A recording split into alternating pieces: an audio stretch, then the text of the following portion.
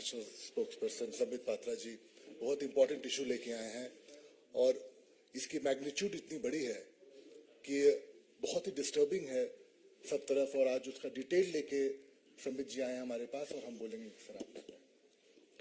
धन्यवाद पंत साहब, आप सबका स्वागत है। नमस्कार। प्रेस कॉन्फ्रेंस में आने से पहले आज टीवी चैनल के ऊपर अभी जो दृश्य देखने को मिला है वो बहुत ही हृदय विदारक है, बहुत ही चिंताजनक है। अभी राजस्थान के बयाना, भरतपुर के बयाना में जो दृश्य आप सबने देखा होगा, चैनल में अभी चल रहा है। एक ट्रैक्टर एक युवक के ऊपर, जिस युवक का नाम निरपत है, उस युवक के ऊपर चढ़ जाता है और युवक की वहीं पर तत्कालीन हत्या हो जाती है, उसकी मृत्यु हो जाती है। विभत्स दृश्य है। ये केवल एक युवक की हत्या का विषय नहीं है, एक युवक की मृत्यु का विषय नहीं है। ये केवल एक ट्रैक्टर एक युवक के ऊपर चढ़ गया, राजस्थान के एक गांव और एक जिले का विषय नहीं है। ये आज पूरे राजस्थान का विषय है। ये आज कांग्रेस शासित राज्यों का विषय है। बताया गया है कि प्रियंका वाड्रा राजस्थान आज पहुंच रही है। मैं आज भारतीय जनता पार्टी के प्रवक्ता के नाते और पार्टी के एक जिम्मेदार कार्यकर्ता के नाते आज प्रियंका वाड्रा जी से ये डिमांड करता हूं कि इससे पहले वो जनसभा को संबोधित करे। ये जो हृदय विदारक दृश्य है भरतपुर का, हत्या हो रही है, सरेआम हत्या हो रही है, उसकी रिकॉर्डिंग हमारे सामने है। ये लड़ाई कोई आज की नहीं है, अनेक वर्षों की दो परिवारों के बीच लड़ाई, पुलिस ने कंप्लेंट, उसके बावजूद हत्या। प्रियंका वाड्रा पहले उस गांव में जाए, पहले जाके उन पुलिस कर्मियों को, वहां के डीएम, वहां के एसपी और वहां के प्रशासन को सस्पेंड करके वो हिम्मत दिखाए कि वो केवल भाषण और स्लोगनिंग के लिए नहीं है, वो खड़ी हो सकती है। She has to project that she has the spine, she has the gall to visit Bharatpur, to visit the place where this gruesome incident, this gruesome murder has taken place only a while ago, and the video which has gone viral across the country and beyond is heart-wrenching. This is the call to Priyanka Vadra. Priyanka ji, विषय तो बहुत ही गंभीर है जिस पे आज हम press conference कर रहे हैं, मगर दृश्य देखने के बाद अपने आप को रोका नहीं गया। इसलिए हमने आपसे ये चैलेंज दिया है कि आप पहले वहां जाएं। अब मैं विषय पे आता हूं। हिंदुस्तान की ये खूबसूरती है, लोकतंत्र की ये खूबसूरती है कि जब चुनाव आते हैं तो घोषणा पत्र आते हैं। घोषणा पत्र एक पुलिंदा होता है जवाबदेही का। घोषणा पत्र एक पुलिंदा होता है कि हम क्या करेंगे जनता के लिए, हम किस प्रकार से जनता को आगे उनके विकास के लिए काम करें।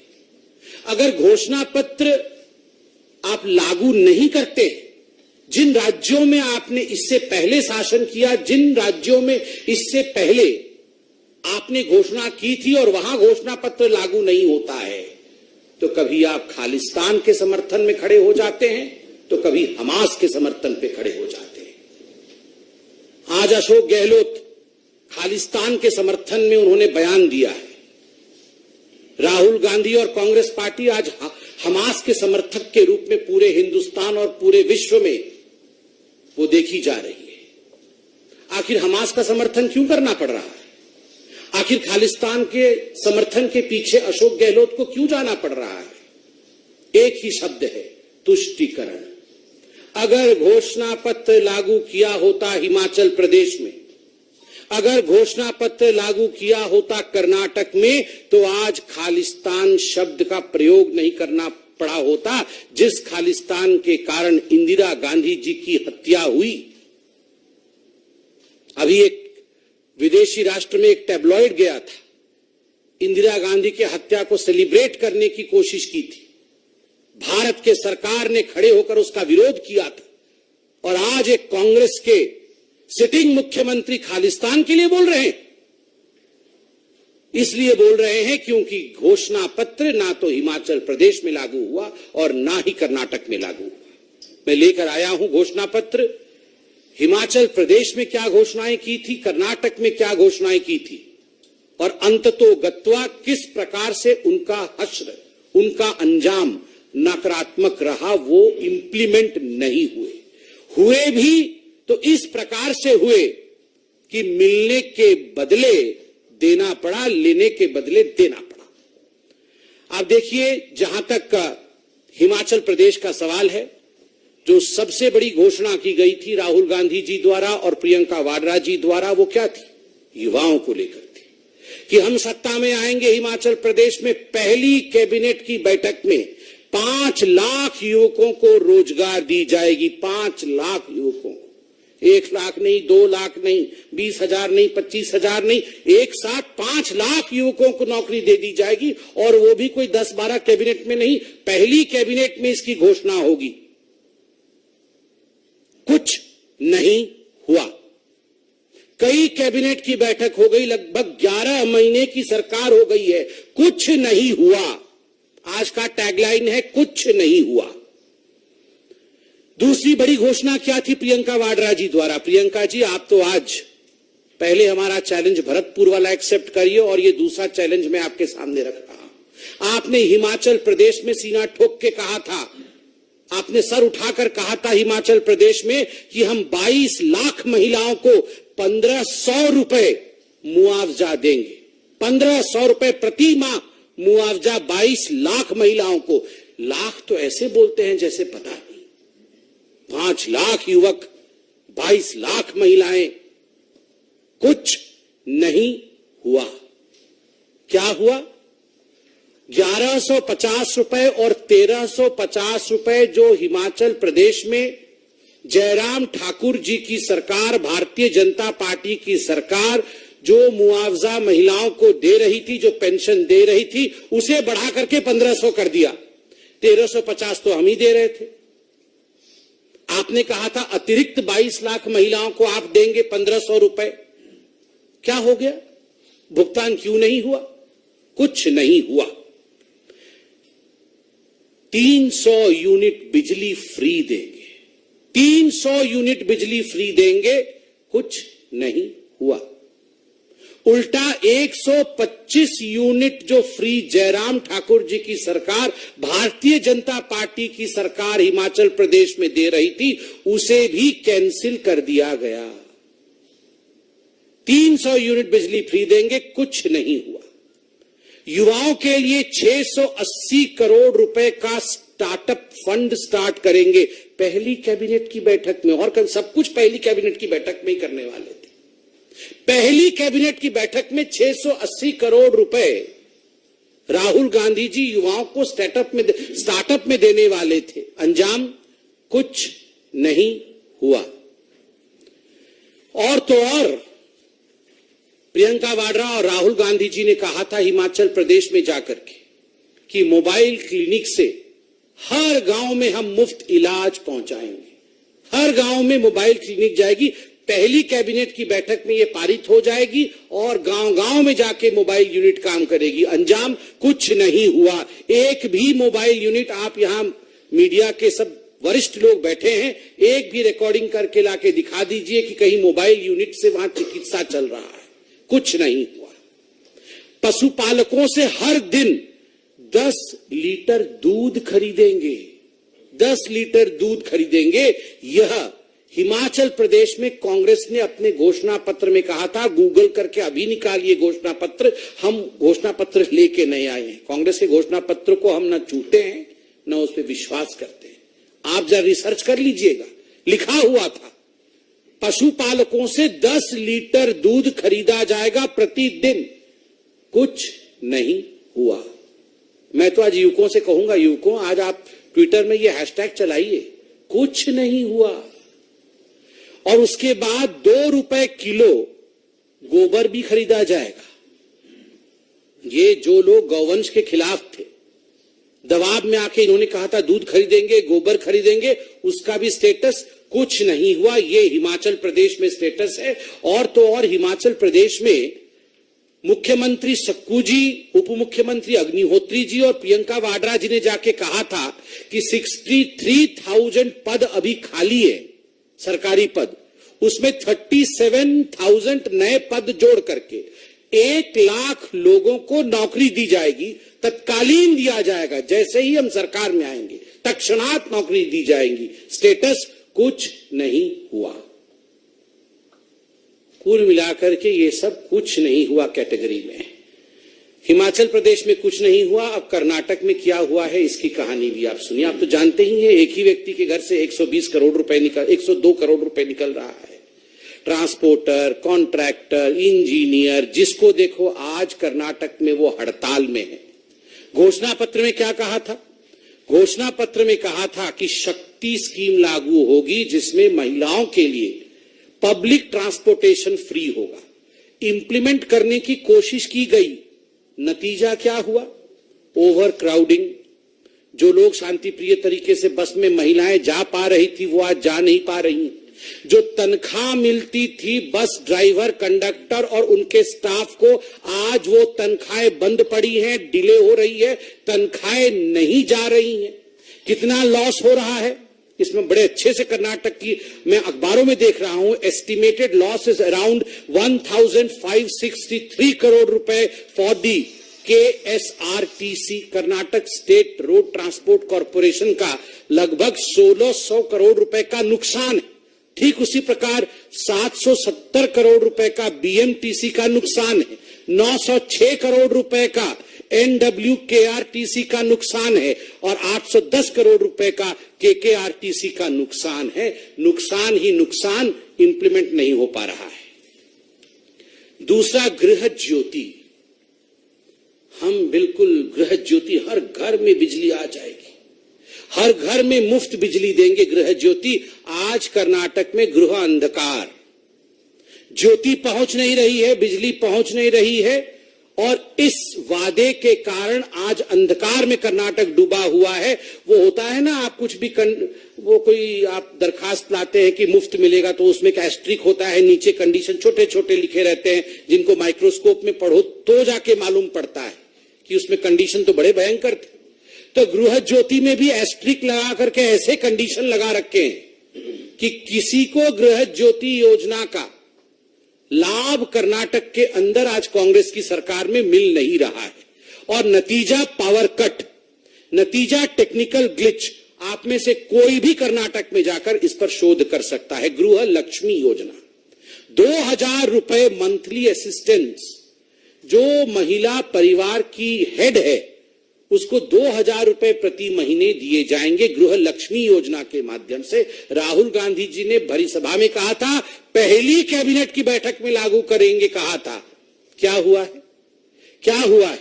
कंडीशंस अप्लाई कि पहले आप फैमिली के हेड बन जाइए, आधार कार्ड बदल दीजिए, टेक्निकली पहले अपने नाम को आप फैमिली के हेड के रूप में स्थापित कीजिए, ये वेरीफाई होगा, उसके बाद जाके असिस्टेंस देने का काम करेंगे। और अखबारों में क्या हेडलाइन छपा हुआ है, मैं हेडलाइन पढ़ देता हूं। Karnataka government partially suspends registrations for गृह लक्ष्मी स्कीम। जो रजिस्ट्रेशन करने की प्रक्रिया आरंभ की थी उसे उन्हें बाध्यतम सस्पेंड करना पड़ा। इसलिए सस्पेंड करना पड़ा क्योंकि टेक्निकलिटीज जो थी वो मीट नहीं हो रही थी। तो आपने अनाउंस क्यों किया राहुल गांधी जी? पहले आपको टेक्निकल विषय पे साउंड हो। वैसे राहुल एंड टेक्निकलिटी ये तो एक साथ कभी जा ही नहीं सकते। वो समझते कहां है? वो समझते कहां है टेक्निकलिटी? ये तो आधार के विरोधी थे, ये तो जैम के विरोधी थे। आज कह रहे आधार में ठीक करो, जैम में ठीक करो, तब गृह लक्ष्मी हम लागू करेंगे। इसके साथ साथ अन्य भाग्य योजना, हम 10 केजी चावल प्रति घर के हर सदस्य को 10 केजी चावल दिया जाएगा। आज क्या नतीजा है? दूसरे राज्यों ने भी कर्नाटक को मदद देने से इनकार कर दिया है। दूसरे राज्यों ने भी कहा है कि हम भी ये नहीं दे सकते हैं, आपको इसमें मदद नहीं कर सकते हैं। सारा का सारा ठीकरा केंद्र के ऊपर फोड़ने की कोशिश कर्नाटक की सरकार कर रही है। और जो 5 केजी चावल नरेंद्र मोदी जी की सरकार कोरोना के समय से दे रही है, उसकी भी acknowledgement, even the Karnataka government is not acknowledging what the Modi government is doing of giving 5 kg free rice to every family. बंधुगण, इतना ही नहीं, युवा निधि 3,000 रुपए प्रति महीने कर्नाटक में जो अनएम्प्लॉयड युवक है उसको दिया जाएगा, और 1,500 रुपए प्रति महीने जो डिप्लोमा धारक युवक है उसको दिया जाएगा। 3,000 जो ग्रेजुएट है और 1,500 रुपए जो डिप्लोमा है। स्टेटस कुछ नहीं हुआ, नॉट इंप्लीमेंटेड। आप देख सकते हैं, बड़ा बड़ा स्टेटस लिखा हुआ है, नॉट इंप्लीमेंटेड। बंधुगण, आज ये प्रेस कॉन्फ्रेंस हमने इसलिए किया है, और ये पहला प्रेस कॉन्फ्रेंस नहीं है। हम जिन राज्यों में चुनाव हो रहा है, चाहे वो मध्य प्रदेश में हो, चाहे राजस्थान में हो, उन चुनावी राज्यों में भारतीय जनता पार्टी, चाहे छत्तीसगढ़ में हो, चाहे मिजोरम में, उन चुनावी राज्यों में, तेलंगाना में भी भारतीय जनता पार्टी जाकर के ये जो विपक्षी दल है अपने घोषणा पत्र में जो लुभावने वादे करते हैं ताकि उन्हें वोट मिल जाए, मगर उनका पालन नहीं करते हैं, इसका खुलासा भारतीय जनता पार्टी हर राज्य में करेगी। और भारतीय जनता पार्टी सीना ठोक के आज ये चैलेंज करती है, ऐसा कोई स्कीम नहीं है जो मोदी जी ने वादा किया है और डिलीवर नहीं किया है। हमने कहा था राम मंदिर बनेगा, बना। हमने कहा था घर में घुस के मारेंगे, एयर स्ट्राइक और सर्जिकल स्ट्राइक हुआ। जो हमने कहा है वो मोदी जी ने किया है। इसलिए लेट्स टेक दिस चैलेंज। जो हमने कहा है वर्सेस जो आपने कहा है, हमने किया है और वहां कुछ नहीं हुआ है। मगर इन सबसे पहले प्रियंका गांधी, प्रियंका वाड्रा जी से मेरी गुजारिश है, क्योंकि ये बहुत सेंसिटिव विषय है, मेरी गुजारिश है कि भरतपुर वाले विषय में तुरंत वो भरतपुर के रवाना हो और वहां जाके प्रशासन को सस्पेंड करे, वहां जाके गहलोत जी की तरफ से क्षमा याचना करे। और खालिस्तान पर भी जो गहलोत जी सोचते हैं, क्या वही गांधी परिवार सोचती है? हमास पर तो क्या सोचती है वो हम जानते हैं, मगर खालिस्तान पर जो अशोक गहलोत सोचते हैं, क्या वही प्रियंका वाड्रा और राहुल गांधी सोचते हैं? इसका जवाब भी आज प्रियंका वाड्रा दे। बहुत बहुत धन्यवाद। कोई प्रश्न हो तो अवश्य पूछे।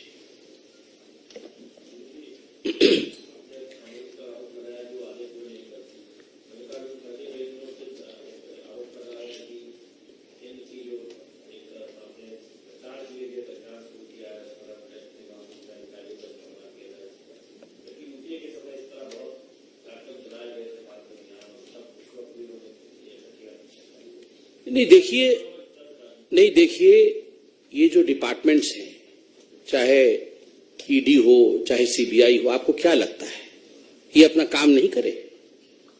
यही तो चल रहा था इस देश में इतने वर्षों तक। इस देश में क्या चल रहा था? खुलेआम चोरी लूट हो रही थी। कांग्रेस के लोग राज्यों को एटीएम की तरह इस्तेमाल करते थे, घरों में करोड़ों रुपए स्टैश करके रखते थे। आज क्या हो रहा है?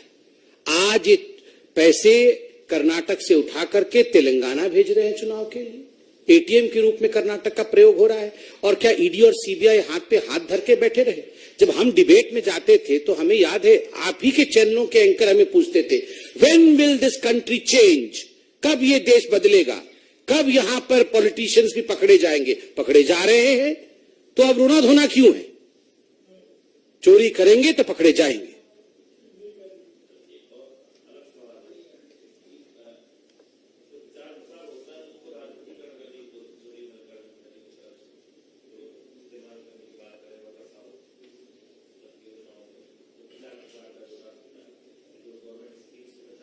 तो वो इसी में जाके बोले इस विषय को, उनको अगर ऐसा लगता है तो।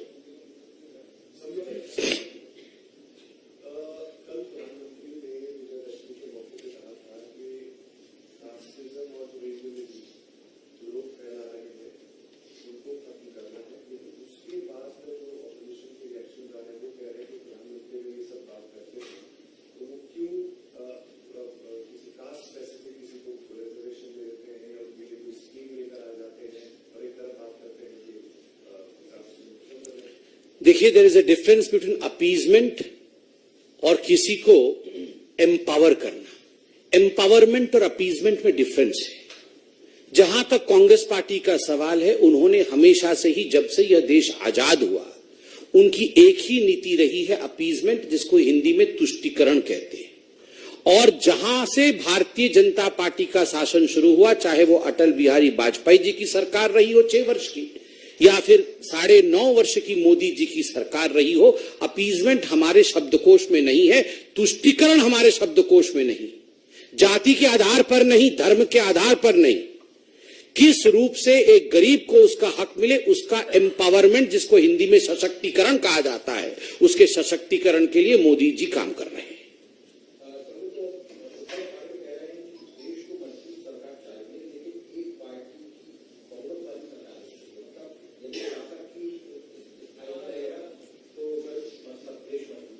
नहीं, कल तो मैं सुन रहा था आशीष सेल्लार जी को। आशीष सेल्लार जी ने उद्धव ठाकरे जी के लिए बहुत अच्छे शब्द का प्रयोग किया।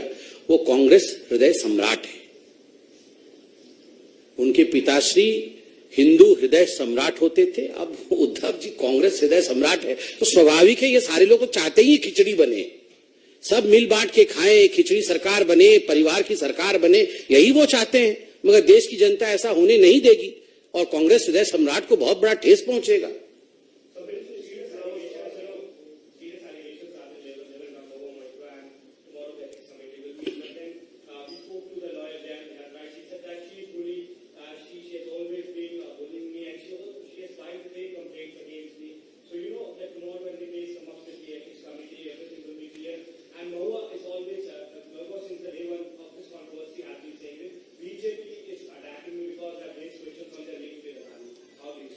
See, as far as this whole issue is concerned, I would reserve my comment for a later date, because as rightly pointed by you, the thing is in front of, the matter is in front of the ethics committee, and I should not breach that. Because let the ethics committee investigate, let the ethics committee come out with a report, and let us all know what the truth is, which we are all awaiting eagerly. Let me not cross the line of commenting before the ethics committee comments.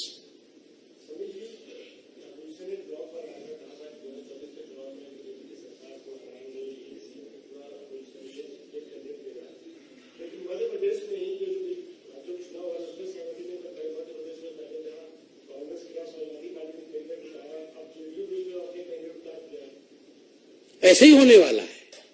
आपको क्या लगता है, ये सारे लोग एक होकर के भारत माता कैसे आगे बढ़ेगी इसकी चिंता कर रहे थे क्या? देखिए, ये सारे लोग एक होकर अगर चिंता करते कि हम देश की उन्नति के लिए एक हो रहे हैं, भारत पिछड़ गई है, हम सब देश को आगे बढ़ाएंगे, तब इसका कुछ अंजाम निकलता। मगर अगर इन लोगों ने सोचा हुआ है कि हमार दुगो बबुआ का की हुई, तो आपको क्या लगता है ये सब देश की चिंता कर रहे हैं? ये अखिलेश जी बहुत देश की चिंता कर रहे हैं, ये सोनिया जी देश की चिंता कर रही, ये सब चिंता कर रहे हैं हमार बबुआ लोगों का क्या होगा। इसलिए ये सब हो रहा है। सब अभी शुरू नहीं, अभी तो आप ट्रेलर देख रहे हैं। देखिए 24 के चुनाव से पहले क्या होने वाला है। सड़क पे लड़ाई होगी, दर्शक दीघा में हम और आप बैठ के देखेंगे। हाँ जी,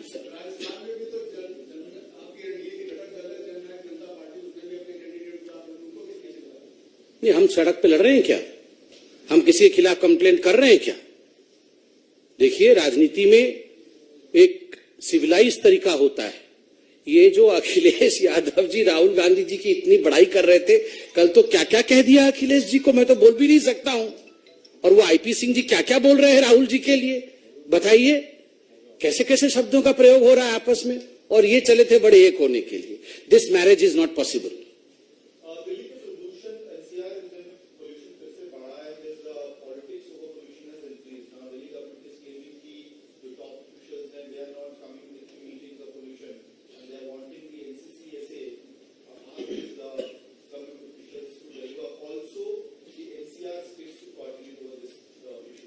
देखिए, ये अरविंद केजरीवाल जी से पूछिए, वो बोल रहे थे हमारी सरकार पंजाब में आ जाएगी, दिल्ली में आ जाएगी, तो हम सब कुछ एकदम दिल्ली स्वर्ग जैसे बन जाएगा। कुछ पेरिस या लंदन कुछ बोला तो था उन्होंने, ऐसे बन जाएगा दिल्ली, पॉल्यूशन भी कंट्रोल हो जाएगा, पराली जलेगी नहीं पंजाब में, सब कुछ हम कमाल कर देंगे।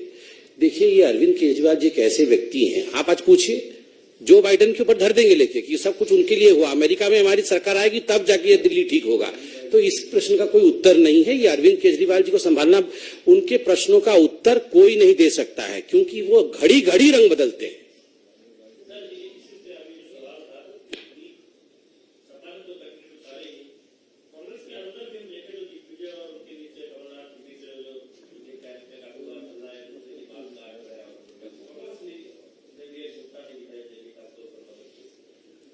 नहीं, कांग्रेस में तो, अरे कांग्रेस में क्या है, मैं तो सुनने में हम लोग को ये भी आ रहा है और आप लोगों के माध्यम से आ रहा है कि परिवार में भी एकजुटता नहीं है। लोग तो ये भी बोल रहे हैं कि प्रियंका की राहुल, इसमें भी लड़ाई चल रही है। अब बताइए, आप ही बताइए, भविष्य कौन होना चाहिए? प्रियंका वाड्रा भविष्य होनी चाहिए या राहुल गांधी होना चाहिए? ये भी आजकल इस पे भी बहुत चर्चाएं चल रही है। ऐसा हम लोग आप लोगों के माध्यम से सुनने को मिला है। बहुत बहुत धन्यवाद।